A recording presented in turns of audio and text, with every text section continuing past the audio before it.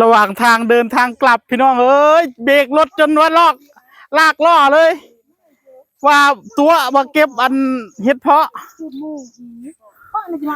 พากันเก็บไปยังสรุปนี่อะไรเก็บหอยหอยพากันเก็บหอยนึกว่าเก็บเฮ็ดโอ้ยจอดนี่ถอยรถไปไม่นะไม่คนรถอะไรนะไปมันเก็บหอยไอ้เพาะนังหนูเออเบรกรถกินป้าข้างไงจะเจี๊ยกลองกันไหนกลอกเพี้ยนเลยหอยอันนี้มันบ่ค่อยมีขายอันบ่ค่อยมีเด่นไม่หลับเห็นที่ไหนโอ้ไม่เฮ้ยต้นยังไงเฮ้ยหอยก็ดูจีนนะเมียนมาอะไรจีนมากลองกันไหน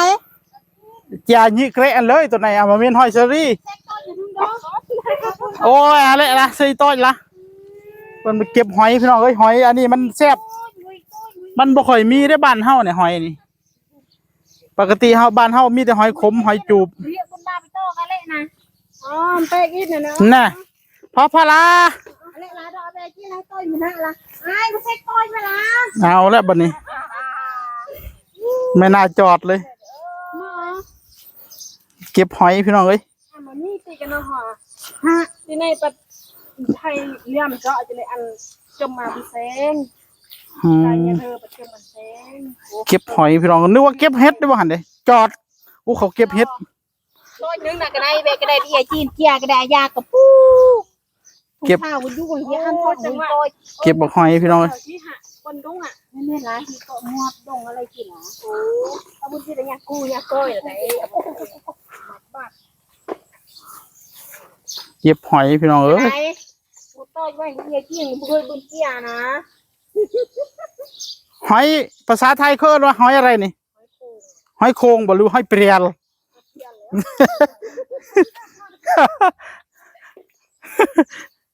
เก็บหอยพี่น้องว่าแต่เก็บเห็ดได้ถอยรถมาน่ะโธ่เอาเห็นเขาย่างก้มๆมันก็น่าสิมีแนวเดียวนั่นแล้วอ่ะผู้ใดสิมาคิดว่าเก็บหอย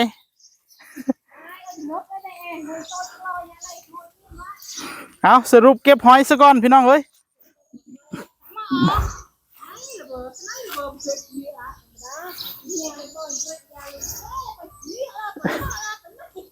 อันตั้งเบ้าได้โนกรอหน่อยโนอันล้อได้หน่อยโนบนเมียอยู่โน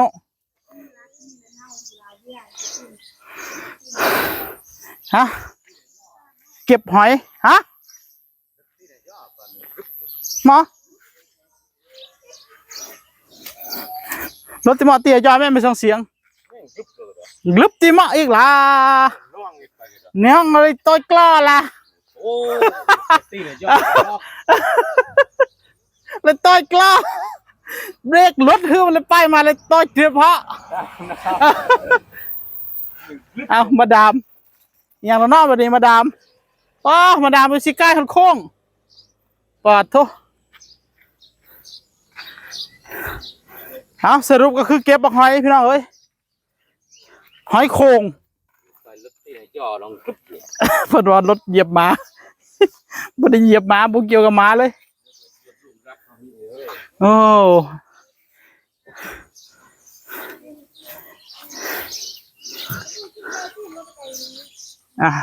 เก็บหอยพี่น้องเอ้ยสรุปแล้วบ่ได้เก็บเห็ด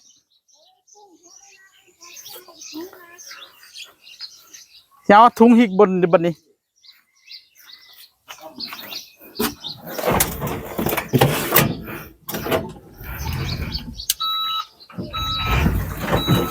เข้าร่มก่อน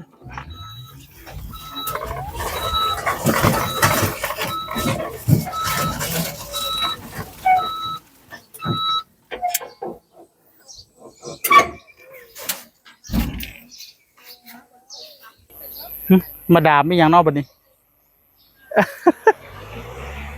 โอ้มาดามคือจะขี่รถสวีทสวัสดิ์แทนละบัดนี้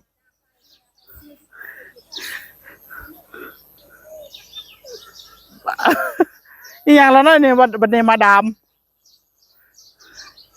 มากันหมดบัดนี้พี่น้องเอ้ย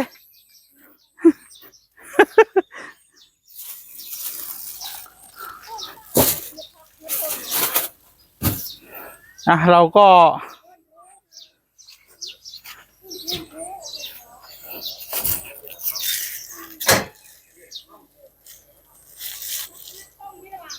ยังมาดาม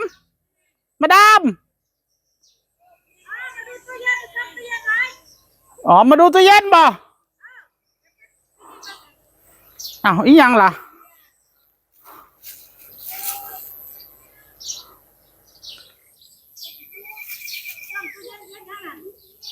ฮะนึกว่าเขาเก็บเห็ดก็เลยมาถ่ายเบิ้งที่ไหนได้เขาเก็บอันนี้แม่งเขาบ่เคยอันกินจักเทื่ออยู่แม่งหอยโขงมันบ่มีในบ้านเฮาหอยโขงนะตู้เย็นเพิ่นมาซ่อมตู้เย็น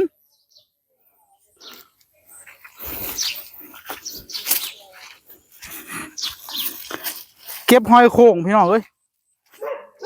หอยมันอยู่ในดินนะมันพอฝนตกปุ๊บมันออกมาแน่ไปเอาของเขามาอีกบัดนี้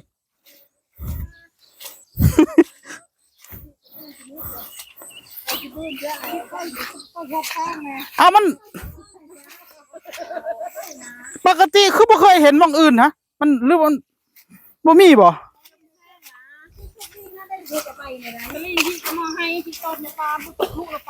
ปลาแสดงว่ามีทุกปีเนาะ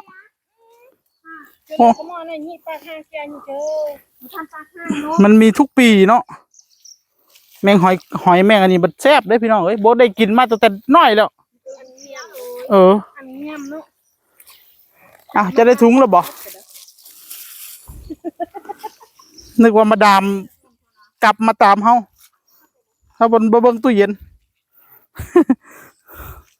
บ่เห็นพ่อหน่วยอยู่ซั่นน่ะ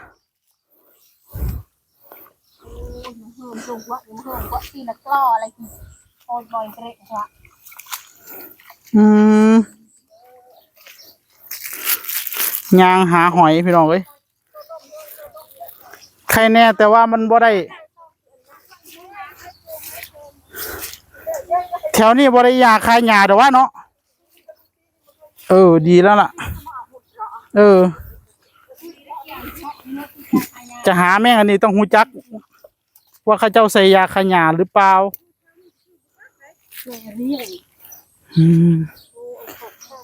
ค่อยนึกว่าเขาเจ้าหาเห็ดบางหันก็เลยขี่รถจอดรถมาเบิ่งที่ไหนได้เอาบ่ได้เก็บเห็ดเก็บหอยโคงแหมมันบ่มีในบ้านเฮานะมันบ่ค่อยมีเลยนะมันก็เปรี้ยนเหรอหอยนี่บ่มันไม่ใช่หอยเชอรี่ด้วยน่ะเด้หอยโขงที่มันกินขี้มันได้น้ำนะหอยโขงหอยมันอยู่ในดินมันเบ้าหอยเบ้าแล้วฝนตกมาแล้วมันออก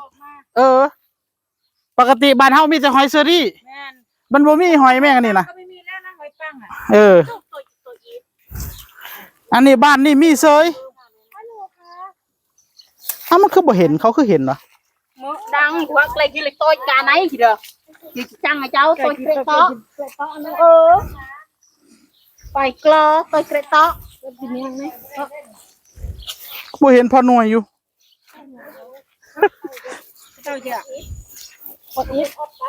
โอ้นี่ทุกท่านโอ้โทนี่มันอยู่จังสิ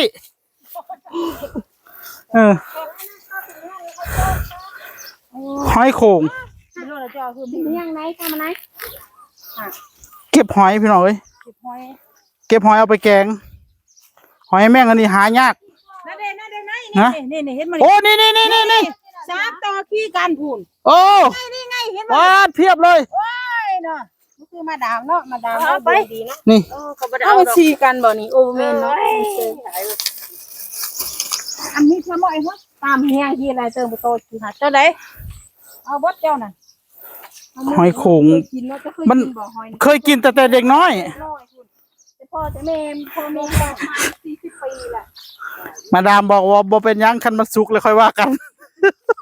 คันมันเป็นโตอยู่บ่ค่อยปานใด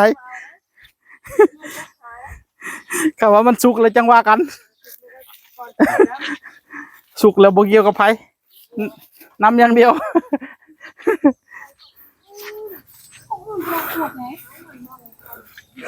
อ่ะ มีไป สรุปหอยโข่งนะทุกท่าน แค่ไหนมีใช่หรอวะ เก็บหอยโข่งไหมพี่น้องเอ้ยเก็บเอาซื่อๆนี่ไหมอ่ะโทษ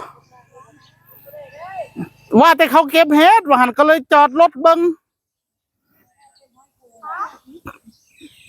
ฝากไว้ตัวนี้ทุกท่านสวัสดีครับ